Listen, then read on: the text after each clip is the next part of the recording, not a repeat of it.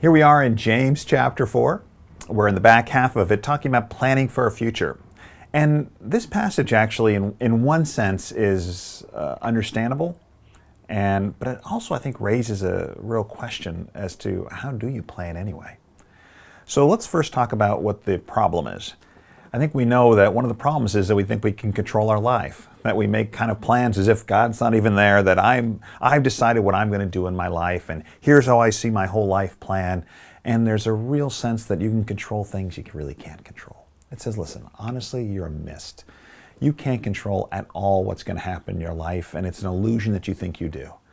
And it's boasting, and actually in some ways it's really kind of just prideful and terrible for our spiritual life with God. And when we think we can control all these things, we can't.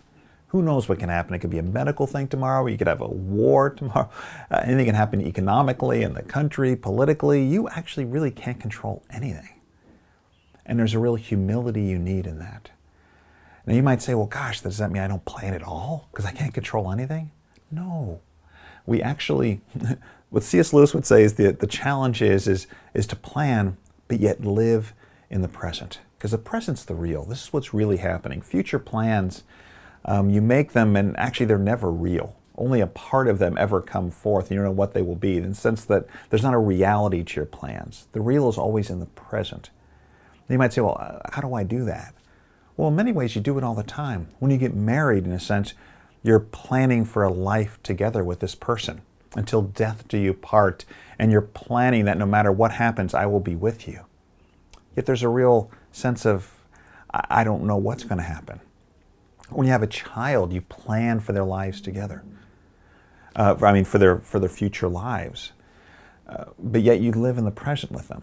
And there's a way in which we embrace the present also. You never, because of who knows what tomorrow brings, today becomes of enormous value. And I'm not thinking about what it's going to be like with my child in 20 years. I'm thinking what it's going to be like now and today and being with my child. Now you might say, well, gosh, that kind of, that seems impossible. How do I both plan for the future and have humility to accept the fact that it may never occur? Does that fill you with fear?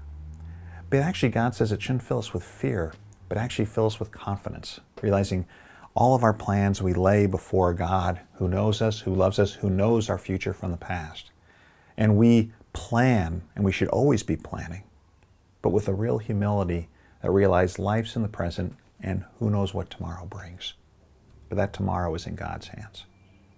Anyway, I hope you have a great discussion tonight.